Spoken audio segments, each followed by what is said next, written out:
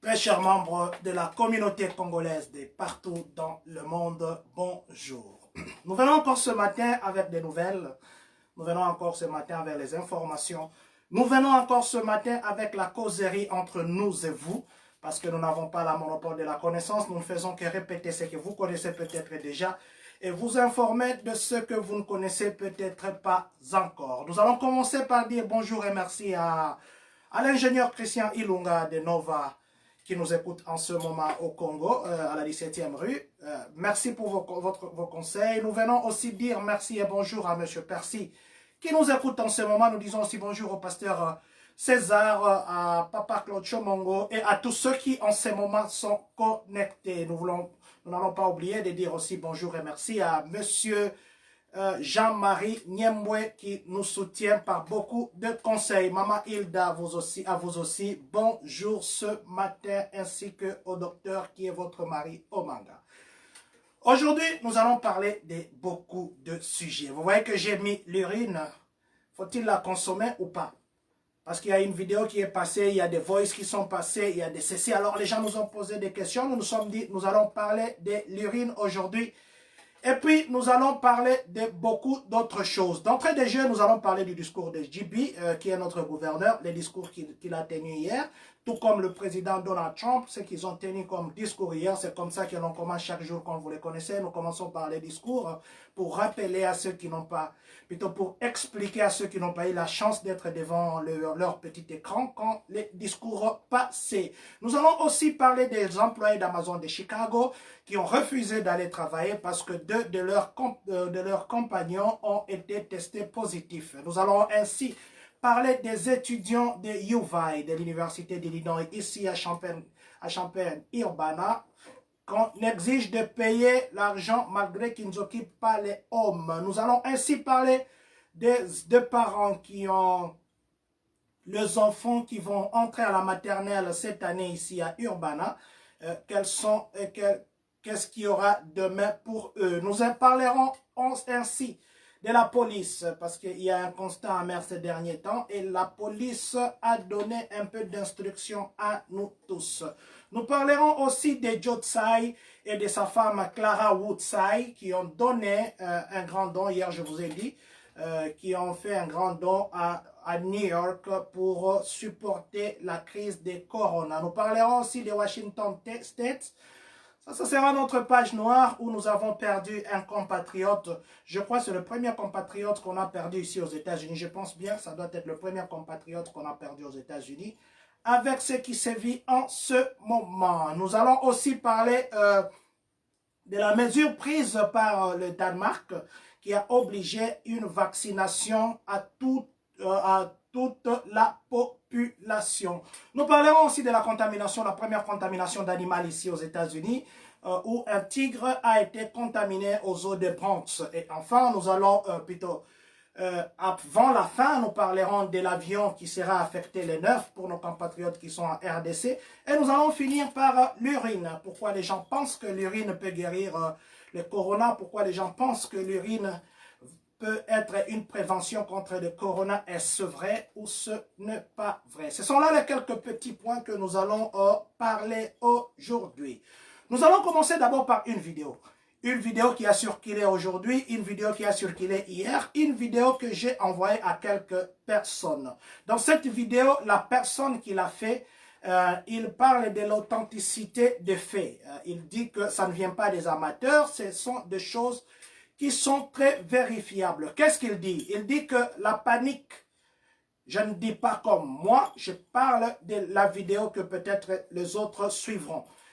Il dit que la panique qui est créée actuellement par ce virus qui s'est vu n'est qu'une panique un peu fabriquée selon ces termes. Parce qu'il dit que chaque année, dans le monde, nous perdons au moins 9 600 000 personnes qui meurent des cancers. 9 600 000 personnes qui meurent chaque année des cancers et on n'en fait pas de bruit. Et il a aussi dit que pour les gens qui meurent d'infections respiratoires, c'est au moins 6 millions de personnes. Donc, chaque année dans le monde, nous avons au moins 6 millions de personnes et que l'OMS a fait dans son rapport, il a dit où elle a dit, l'organisation, elle a dit que nous avons au moins 500 000 personnes qui meurent chaque année pendant cette saison grippière. J'ai dit de la vidéo qui circule, je crois beaucoup de gens verront cette vidéo qui est d'ailleurs en français.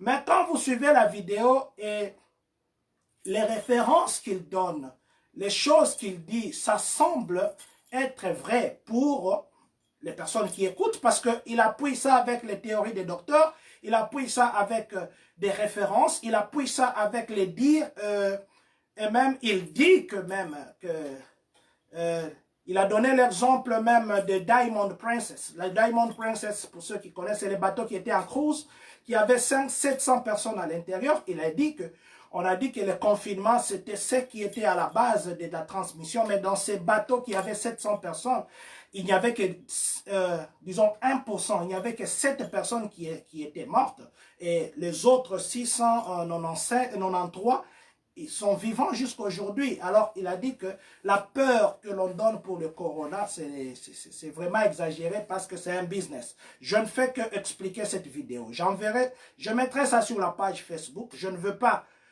porter ici mon jugement, je veux simplement expliquer cette vidéo que beaucoup d'entre nous ont vue. Mais ce qui est un peu compliqué dans la vidéo, il a donné des références et je suis allé vérifier là où il disait, si vous lisez telle place, tel jour, tel a fait ceci, j'ai vérifié et ça match avec ce qu'il a dit. Donc ça c'était juste pour expliquer la petite vidéo qui est sur la toile aujourd'hui. Nous allons parler maintenant du discours du gouverneur GB d'hier. Le gouverneur GB hier, il a dit que il s'est encore plaint contre le gouvernement fédéral. Il a dit, si le président Donald Trump avait pris des mesures, ou le gouvernement fédéral avait pris des mesures préventives avant, donc on ne serait pas dans cette situation où nous comptons des morts chaque jour. Donc pour lui, il a dit qu'il ne cesserait de se répéter. Donc ce virus, c'était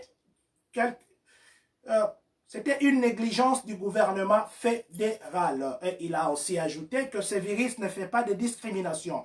Parce qu'une question a été posée au docteur Ngozi, qui accompagne toujours le gouverneur quand il fait son point de presse. Alors, disons qu'à Chicago, on a remarqué que 70% de personnes qui sont contaminées sont de noirs. Et la docteur a dit que ce virus n'a pas de discrimination, mais quant à dire que 70% de la population contaminée à Chicago est noire, elle va vérifier et elle portera l'information demain mardi. Comme vous le savez, aujourd'hui, c'est lundi le 6 avril 2020. Il est aussi de notre devoir pour cette date de souhaiter bon anniversaire, un très bon anniversaire à toi, docteur Robert Kadiata, qui nous suit en ce moment de la France. Bon anniversaire à toi, docteur Robert Kadiata. Dans ce qui est de State d'Illinois, nous allons faire les classements jusqu'hier. Combien de nouveaux cas? Combien de CANI ont quelles statistiques? Dans ce qui est des statistiques des States, et plutôt de CANI, Champaign CANI, où nous sommes, est classé top des statistiques de CANI. Il a 54 cas confirmés. Donc, quand je parle de cas, ce sont les cas confirmés. Champaign est suivi de McLean. McLean a 46 cas confirmés. À part McLean, nous avons Sangamon qui a 29 cas confirmés. Et puis Christian, comme on dit, le CANI de Christian a 20 cas. Et le dernier CANI, c'est le CANI de Douglas qui n'a que 9 cas confirmés.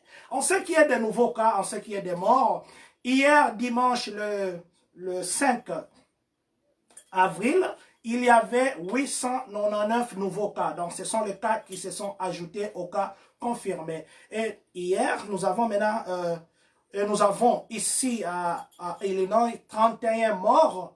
Et ça a amené le total de morts sur le plan de Illinois à 274 personnes qui sont mortes.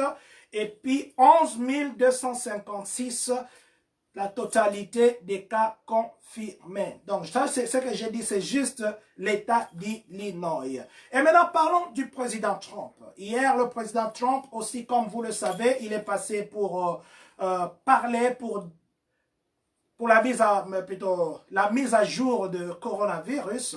Et qu'est-ce qu'il a dit? Il a dit que nous commençons à voir la lumière au bout du tunnel. Ils se sont référés aux statistiques actuelles de l'Espagne et puis de l'Italie, où on a stabilisé le nombre de morts. Il n'y a plus tellement beaucoup de morts.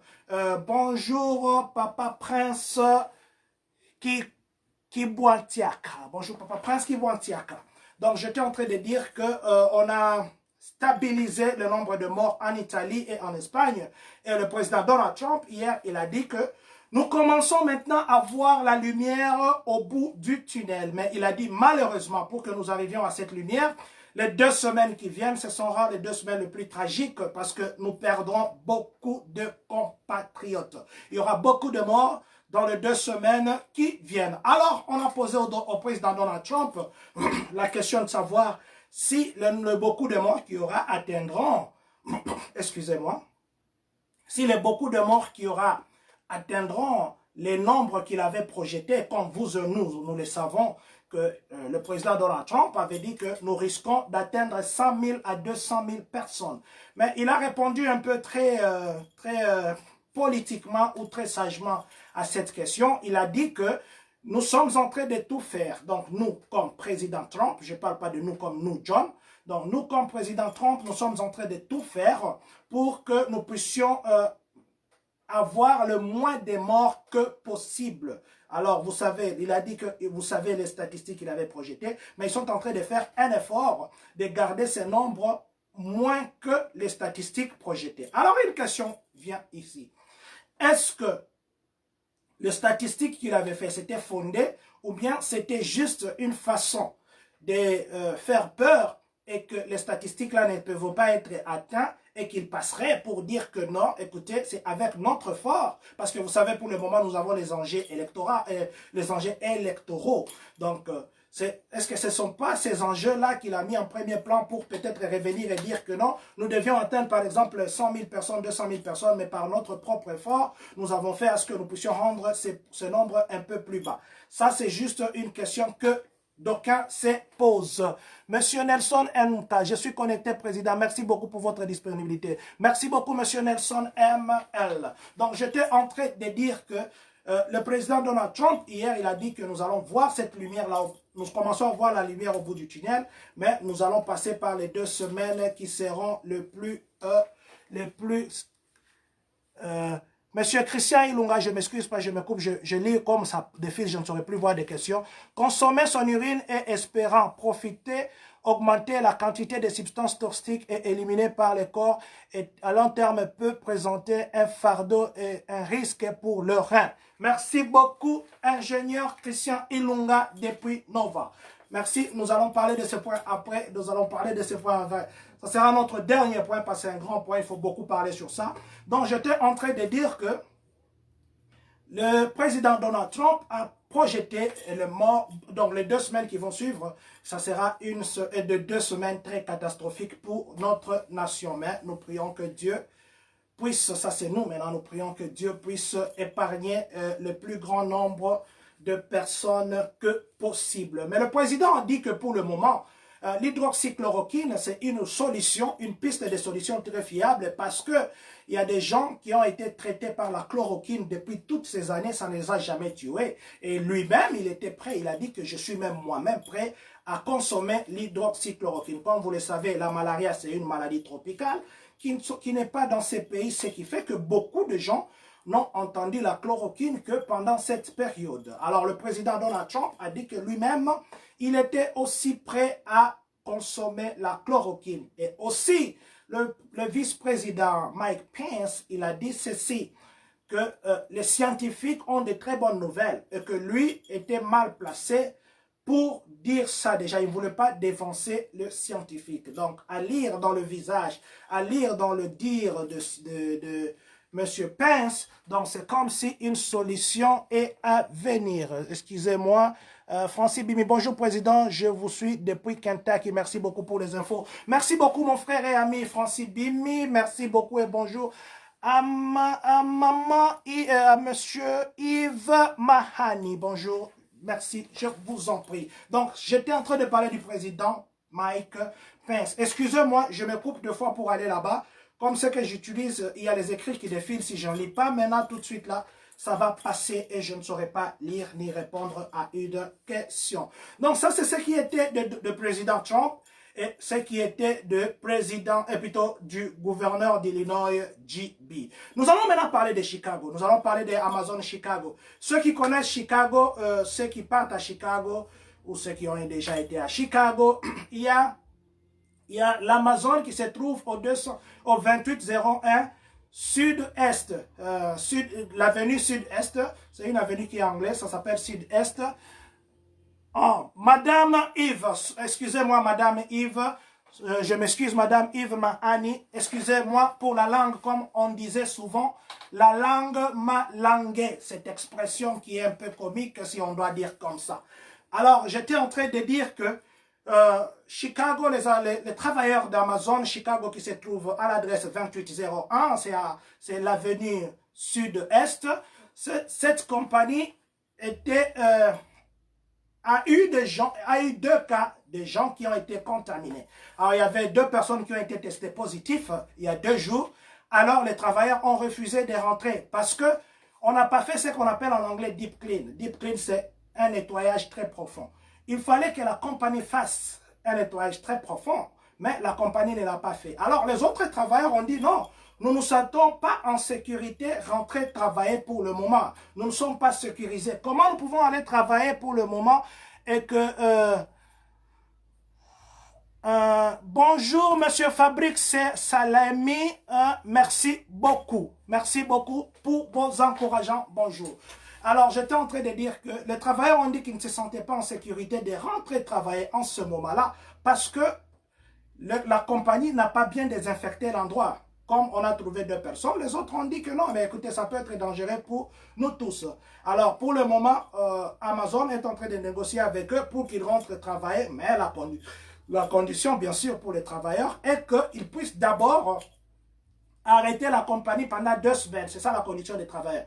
Que la compagnie soit arrêtée pendant 2 semaines pour qu'ils aient le temps de bien nettoyer. Et après les 2 semaines, qui font 14 jours, ils pourront rentrer. Donc c'est ça. Le travail exige à la compagnie de fermer pendant 2 semaines pour faire ce qu'on appelle le deep cleaning. Monsieur Nelson ML, j'ai une question.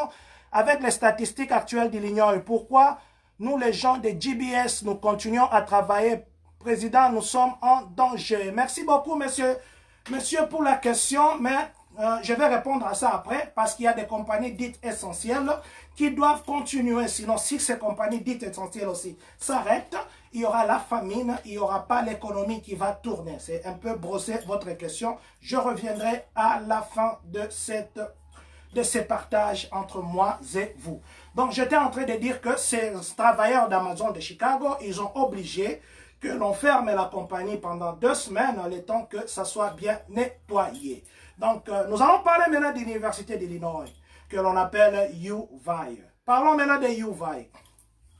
À UVI, on a remarqué que les étudiants, comme on l'a dit, les étudiants sont partis. Excusez-moi, je vais prendre mon verre.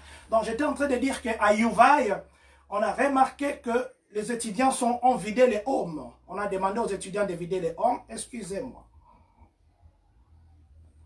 Merci. Donc, les homes sont vidés pour le moment, mais il s'est fait que, ici aux États-Unis, même ceux qui louent les maisons, ils connaissent, si vous signez un contrat entre vous et le bailleur, le contrat d'1 année, même s'il arrivait qu'une circonstance fait à ce que vous ne puissiez pas respecter votre contrat plutôt jusqu'à la fin de l'année, mais le mois qui reste, vous êtes obligé de continuer à payer comme si vous étiez dans cette maison, même si vous ne l'habitez pas.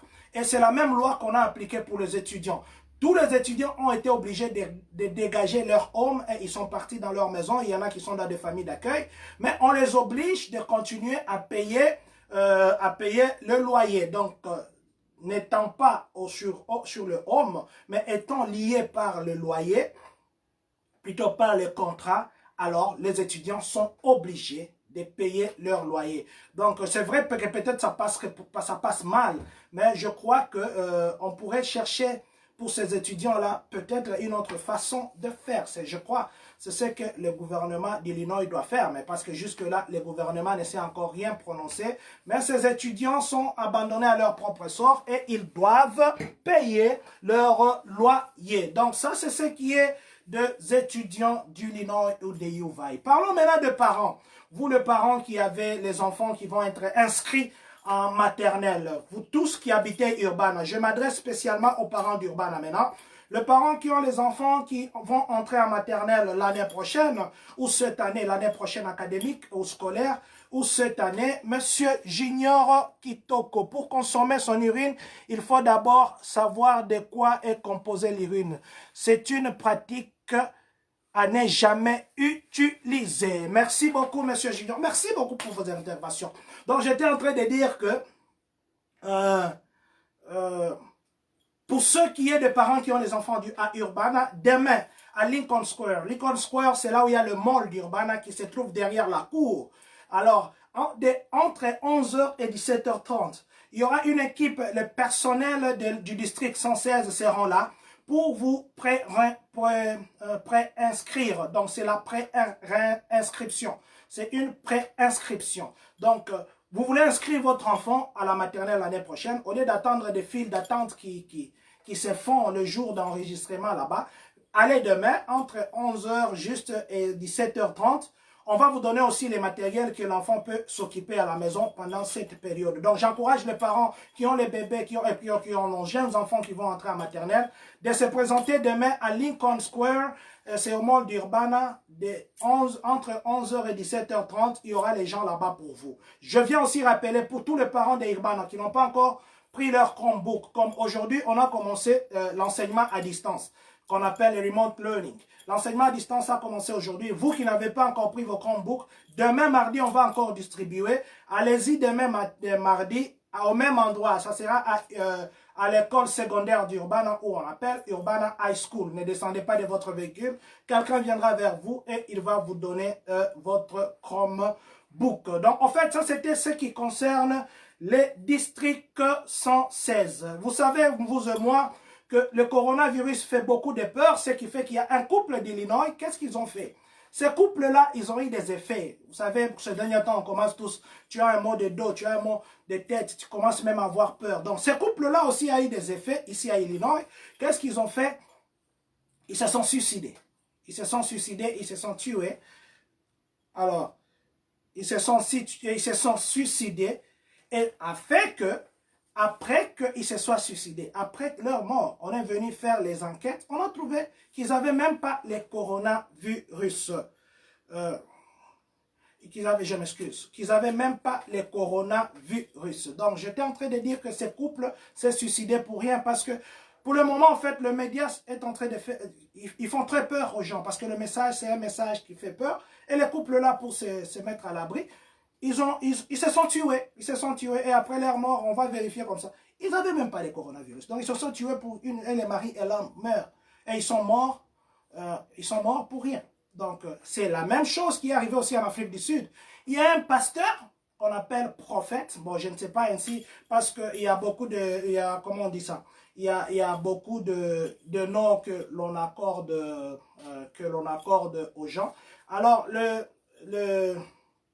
le pasteur qu'on appelle prophète Fala, il s'appelle Fala, Rufus Fala, voilà c'est ça le nom, Rufus Fala. Ce pasteur-là sud-africain, qu'est-ce qu'il a fait? Il a pris les détols, il a donné à ses fidèles. Il a lui-même commencé à boire, il a dit que Dieu lui a dit de boire les détols. Il a bu, et puis il a dit à ses fidèles, 59 fidèles, il a dit buvez aussi les détols. Les 59 fidèles ont bu les détols, KO, KDV est mort, ils sont morts. 59 personnes sont mortes parce qu'ils ont bu des détols. Vous savez que tout ça, c'est parce qu'il y a une peur maintenant qui est liée au coronavirus et tout le monde est prêt à tout faire. Tout le monde est prêt à tout faire et il y a des spéculations, beaucoup de spéculations. Les autres diront qu'il faut boire les urines, les autres diront qu'il faut boire les jus de citron, les autres vous diront qu'il faut boire la vitamine C chaque jour, 2 fois par jour, les autres vous diront qu'il faut aérer votre maison avec les menthes, et les autres vous diront qu'il faudrait vous couvrir avec les Congo Bololo, les autres vous diront qu'il faut prendre les histoires amères. Donc il y a beaucoup de spéculations. Finalement, qu'est-ce qui est vrai? Finalement, qu'est-ce qui est vrai? Alors, c'est pourquoi je disais que le pasteur là, il est actuellement, il est, comme vous le savez, je crois qu'il y en a qui connaissent déjà cette information, ce pasteur est devant la justice. Pour lui, il se défend que Dieu lui a dit. Bon, quand on ment au nom de Dieu, il n'y a pas une façon de vérifier, donc ça va passer comme ça. C'est dans le même cadre que le créateur ou le propriétaire d'Ali Baba, M. Joe Tsai, et sa femme Clara Wu Tsai. Ils ont donné un grand lot de matériel, je vous ai dit hier, pour soutenir New York. Vous savez que, comme moi, que actuellement, New York, c'est l'épicentre de l'épidémie ici aux États-Unis. Et il a donné 2 600 000 masques, parce que les gens ont vraiment besoin de masques. Il a donné 170 000, comment on appelle, de lunettes de protection, et il a aussi donné 2000 respirateurs. Je vais rappeler aux gens qui ne connaissent pas le prix des respirateurs. Les respirateurs en temps normal, les respirateurs en temps normal, ventilateur, comme on appelle, en temps normal, ça coûte entre 19 500 $ et 49 500 $. La pièce, c'est entre 19 500 et 49 500. Mais maintenant, actuellement, là, ça se négocie à 49 550 000 $ par une pièce. Et vous voyez que le propriétaire d'Ali Baba a donné 2000. Donc, je ne sais pas la fourchette qu'il a achetée, mais juste, je vous dis, les prix qui a toujours été, c'est entre 19 500, ça dépend de qualité des marques, et 40, comment j'ai dit, 40 quelques mille. Alors, faites cette fourchette. S'il achetait à 39 000, s'il achetait à 45 000, s'il achetait à 49 000, s'il achetait à 50 000, vous voyez que vous allez faire le... Si on peut prendre même les minimums, donc on fera 19 500 qui est le minimum qui a toujours été, 19 500 multiplié par 2000 juste pour le ventilateur, pour vous donner un peu l'idée sur les dons combien louables que monsieur Joe Tsai, propriétaire d'Ali Baba, a offert aux États-Unis. Donc c'est un geste très louable. Donc nous allons aussi parler maintenant d'une page, plutôt de l'avion d'abord. Je suis passé ici un jour, je vous avais dit que on devait affecter l'avion et j'ai même envoyé les liens, comment appliquer pour les compatriotes, les résidents et puis les citoyens américains qui sont au Congo, que l'ambassade américaine au Congo devait envoyer un avion. Et l'avion là, ça vient le 9 de ce mois ici, le 9 avril, et c'est dans 3 jours. Et ça sera à Washington. C'est à Washington que ça va s'arrêter. Donc, si vous habitez Chicago, prévoyez encore un autre vol de là. Si vous habitez New York, prévoyez peut-être de conduire ainsi de suite. Donc, ça sera de Kinshasa à Washington. Et ça sera le 9. Si vous avez des frères, des sœurs qui n'ont pas encore appliqué, c'est le temps. Nous avons publié sur notre page Facebook des modalités. Qu'est-ce qu'il faut faire pour ceux qui ne nous ont pas suivis, ils peuvent se référer à ce que nous avons publié sur notre page Facebook. Nous allons parler de la police. La police urbaine a dit que pendant ce temps, nous portons des masques, pendant ce temps, des masques plutôt, des gants aussi. S'il vous plaît, ne jetez pas vos masques, ne jetez pas vos gants. Parce que si vous portez ça, vous jetez sur la route. Vous donnez le travail à quelqu'un qui viendra ramasser votre saleté. Et ce n'est même pas son travail de ramasser votre saleté. Donc, on nous prie à nous, moi et vous, de ne pas jeter le masque en désordre, même dans les parkings. Ne jetez pas les masques, ne jetez pas les gants. Quand vous avez terminé à utiliser vos gants, mettez soit dans votre sachet s'il n'y a pas une poubelle à côté, ou allez jusqu'à dans une poubelle chez vous à la maison. Jetez ça. Ne jetez pas sur la route. S'il vous plaît, ne faisons pas ça. Gardons notre ville et notre pays propre comme ça l'a toujours été. Donc ça, c'est un message de la police d'Urban. Nous allons maintenant parler du dernier point. Le dernier point qui est, est-ce que nous pouvons prendre l'urine ou nous ne pouvons pas prendre l'urine? L'urine Masuba, l'urine Mikoyo, l'urine on appelle des différents noms. Est-ce que nous devons boire ça? Est-ce que c'est bien de boire l'urine? Est-ce que ça contribue à la santé ou bien c'est nuisible? En tout cas, c'est une question que beaucoup de gens se posent. C'est une question que beaucoup de gens expérimentent. Et plutôt, c'est une chose que beaucoup de gens expérimentent. C'est une chose que beaucoup de gens voudraient savoir. Donc, l'urinothérapie qui est la science qui étudie l'urine, aussi n'a pas encore réellement prouvé ça. Mais ces gens qui font cette pratique, les gens des salons de massage, ils diront que l'urine, c'est bien pour la peau. Les artistes, ils vous diront que l'urine est bien pour leur figure. Il y en a même qui se lavent la figure avec l'urine.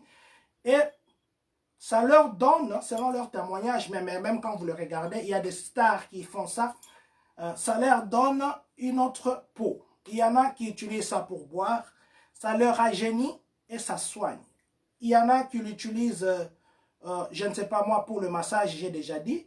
Alors, l'urine est composée de quoi? Parce que comme vous savez, nous buvons de l'eau, mais après, ça sort comme bon, nous buvons les liquides en général. Et ça sort comme l'urine. L'urine contient quoi? L'urine a les sels minéraux. Donc, les sels minéraux, c'est un des composants des urines. L'urine a des acides. Dans l'urine, vous trouverez des acides. Dans les urines, vous trouverez des différentes hormones. Il y a beaucoup d'hormones dans l'urine. Dans les urines, vous trouverez les enzymes. Et ensuite, dans les urines, vous trouverez les vitamines. Il y a beaucoup de vitamines dans les urines et en particulier la vitamine C. Je vais d'abord m'arrêter à la vitamine C. La vitamine C, c'est celle qui, aujourd'hui, on conseille à d'autres gens, ou on conseille aux gens, de prendre 2 vitamines C le matin, 2 vitamines C le soir, pour nettoyer les poumons. Dans l'urine, on trouve la vitamine C. Dans l'urine, on trouve de l'acide. Dans l'urine, on trouve d'autres vitamines. Dans l'urine, on trouve des enzymes, ainsi de suite. Est-ce que devons-nous boire de l'urine, oui ou non? Selon les recherches que nous avons faites, jusque-là, il n'y a pas quelqu'un qui est mort parce qu'il a bu les urines. Selon les recherches que nous avons faites, jusque-là, il n'y a pas quelqu'un qui a été malade parce qu'il a bu les urines.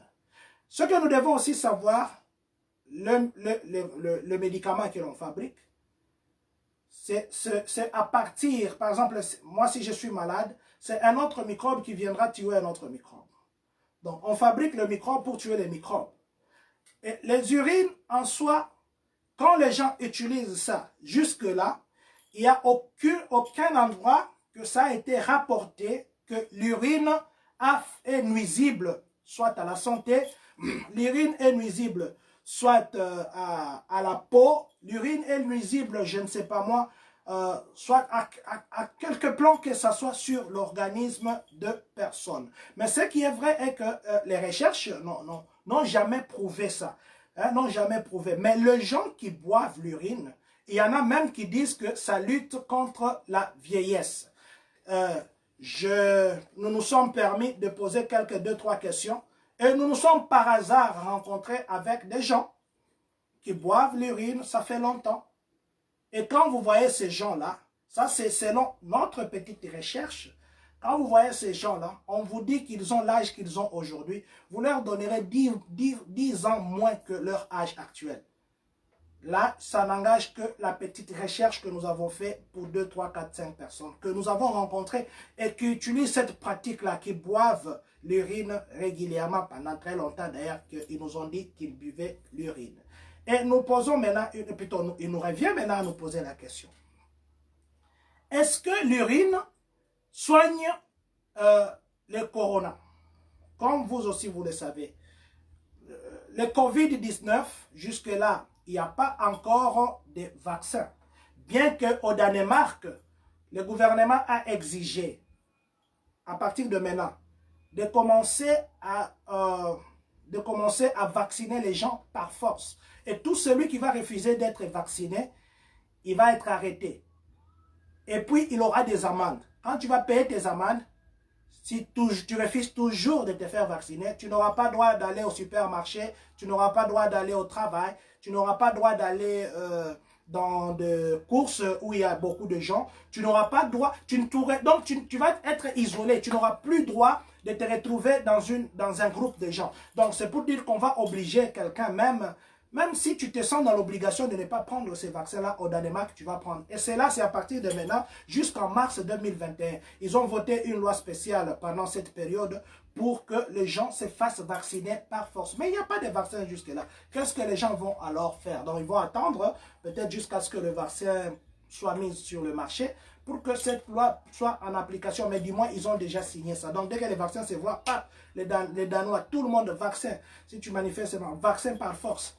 Et si tu ne veux pas, on te met en quarantaine forcée. Donc, j'étais en train de dire que l'urine, les gens qui en boivent, je réponds à monsieur, j'ai oublié le nom parce que le nom est passé, qui a écrit qu'il ne faut jamais boire l'urine parce que c'est toxique, ça peut vous tuer.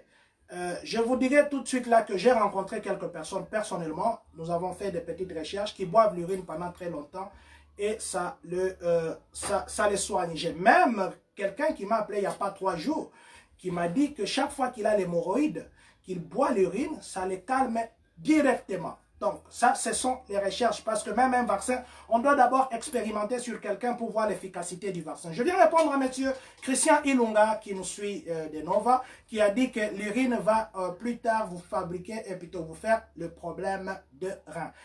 Vous savez qu'ici aux États-Unis, dès que vous avez 50 ans, on va vous faire l'examen qu'on appelle colposcopie, quelque chose comme ça, colposcopie, je crois, c'est ça, si je ne me trompe pas. Ça doit être ce terme-là parce que c'est un terme médical.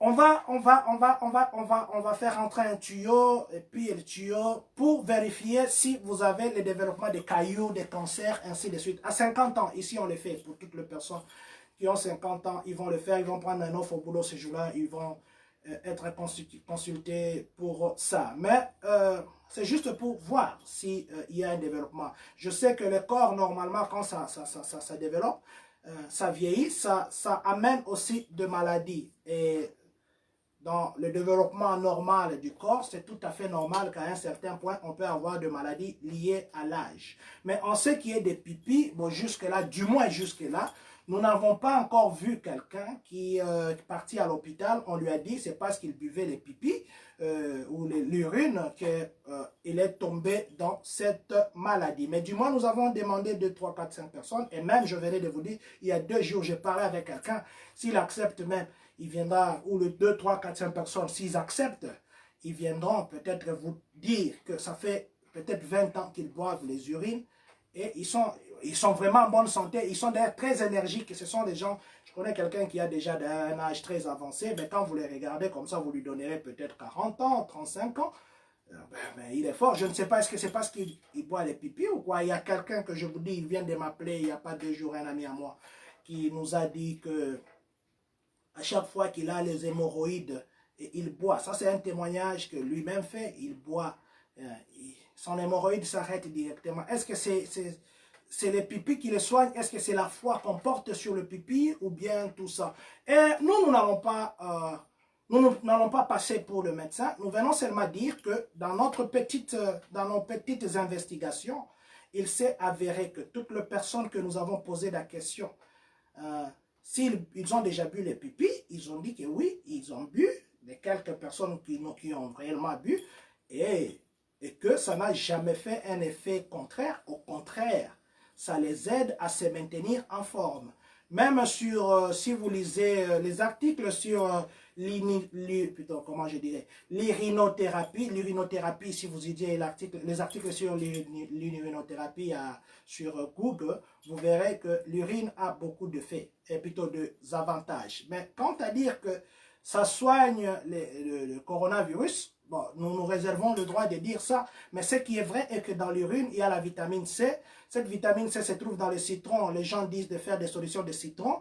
Cette vitamine C, ça se trouve dans la vitamine C qui se vend à la pharmacie. Les gens disent de boire la vitamine C le matin et le soir pour laver le poumon. Cette vitamine C, ça se trouve dans les jus d'orange que les gens disent de consommer régulièrement les jus d'orange. Cette vitamine C se retrouve dans le pipi, dans l'urine. Donc, nous avons eu la vidéo d'une dame qui a parlé que le pipi l'a soigné, ainsi de suite. Nous ne savons pas, ça c'est son témoignage. Mais du moins, c'est que nous voulons, pourquoi nous avons mis ce titre, c'est parce que nous avons eu à rencontrer les gens qui boivent les pipis et ils nous ont témoigné qu'ils le boivent depuis très longtemps et ça les aide dans beaucoup de cas. Je n'encourage pas les gens à boire les détols comme le pasteur là de l'Afrique du Sud a fait.